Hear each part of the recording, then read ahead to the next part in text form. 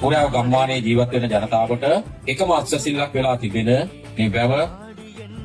මේ ගම්මානයේ ජීවත් වෙන ජනතාවගේ හදවත හා සමානයි. අපේ රටේ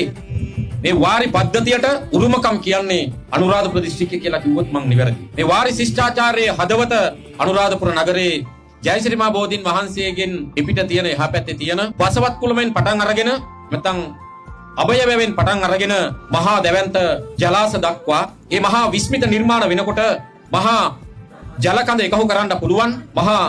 වාරි පද්ධති නිර්මාණය වෙනකොට ඒකස්සේ හැංගිච්ච ඒ තාක්ෂණයට උරුමකම් කිව්වෙත් ඉතිහාසයක් පුරාවට අපේ රටේ මේ වාරි පද්ධතිය ආරක්ෂා කරගන්න වගේම තනන්න මේ මුල් වෙච්ච උරුමකරුවන් වර්තමානයේ වෙනකොට වාරි මාර්ග දෙපාර්තමේන්තුව අපේ රටේ නිර්මාණය වෙච්ච මේ ඒ දැවැන්ත වාරි ශිෂ්ටාචාරයට ඒ වාරි තාක්ෂණයට තවමත් ලෝකයේ කිසිදු රටකට